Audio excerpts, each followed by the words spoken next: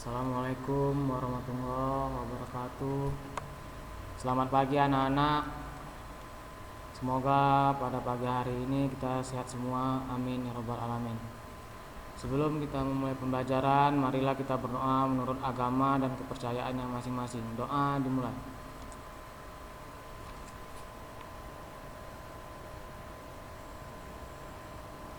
Doa selesai. Pagi hari ini kita akan belajar tentang perbaikan peralatan pemanas bertenaga listrik.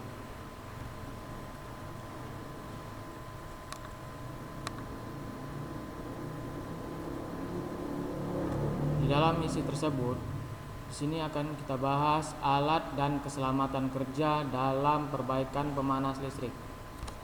Alat atau perkakas pekerjaan kelistrikan. Perkakas atau alat yang digunakan untuk pekerjaan perbaikan peralatan listrik perlu dimiliki oleh seorang instalator kelistrikan. Tanpa adanya perkakas yang standar, seorang instalator akan kesulitan untuk mengerjakan perbaikan instalasi listrik karena masing-masing perkakas tersebut memiliki kegunaan atau fungsi yang berbeda-beda. Di sini alat yang pertama kita bahas tentang obeng plus minus. Obeng plus minus itu biasanya digunakan untuk melepaskan skrup atau baut. Selanjutnya tang kombinasi. Tang kombinasi juga berfungsi atau sering digunakan untuk membuat simpul pada sambungan kabel. Yaitu dengan cara menjepit kedua ujung kabel lalu diputar satu arah. 2. Memotong kabel atau kawat dengan menjepit kabel pada bagian yang tajam sehingga kabel pun akan terkupas atau terputus. 3. Mengupas kabel.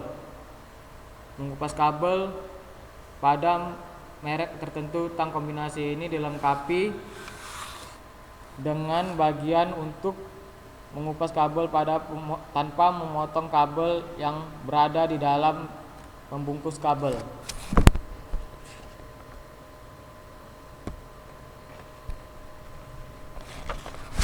Selanjutnya tang buaya. Tang buaya digunakan untuk membuat lingkaran atau cincin pada ujung kabel untuk dipasang pada skrup sehingga memudahkan dalam hal pemasangannya pada titik terminal atau konektor kabel. Selanjutnya tang potong atau knife tang. Biasanya itu digunakan untuk memotong kabel, baik kabel tunggal atau kabel serabut. Selanjutnya palu atau martil. Itu biasanya digunakan untuk memotong klem kabel atau memasang peralatan lain yang menggunakan paku untuk ditancapkan. Selanjutnya multimeter atau avometer atau multitester. Biasanya itu digunakan untuk mengukur peralatan elektronik atau peralatan listrik, tegangan hambatan listrik dengan menyetel tombol pada arah panah yang sesuai.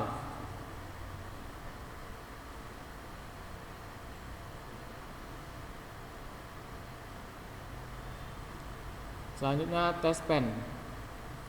Test pen juga dipakai pada alat listrik, yaitu digunakan untuk ada tidaknya arus listrik atau setrum pada konduktor. Dapat juga digunakan untuk mengetahui kabel mana yang bermuatan positif, negatif, atau ground. Selanjutnya pisau potong atau pisau cutter.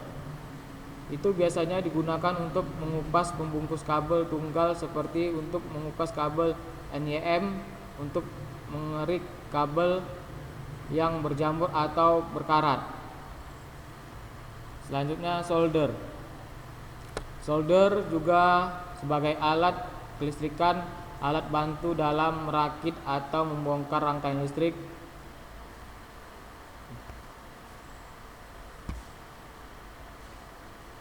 dan elektronika pada rangkaian yang terdapat pada papan PCB. Solder mengubah energi listrik menjadi energi panas.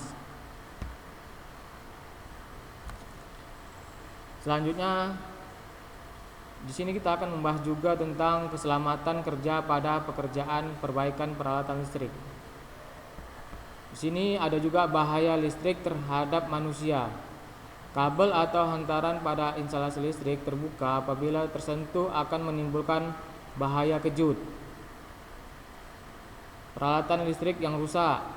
Jika terjadi kebocoran arus listrik pada peralatan listrik dengan rangka dari logam dapat menimbulkan tegangan pada rangka atau bodi peralatan atau hubungan singkat yang dibiarkan terbuka. Ada juga alat dan pemakaian keselamatan kerja. Pada saat bekerja berhubungan dengan kelistrikan hendaknya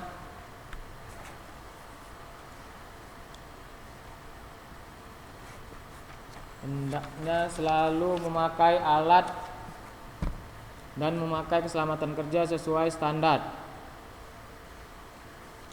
seperti sarung tangan anti listrik, baju instalator listrik, kacamata, sepatu instalator listrik, dan masker.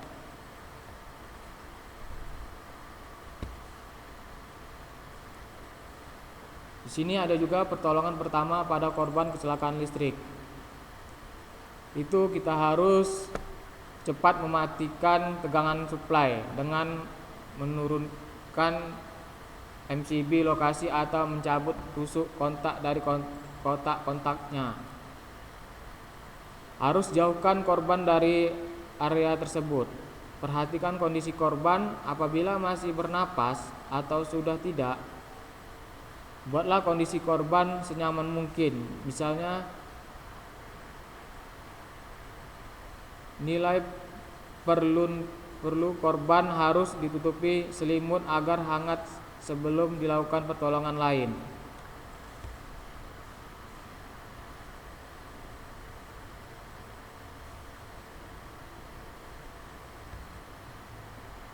Mungkin sampai di sini dulu pembelajaran kita hari ini.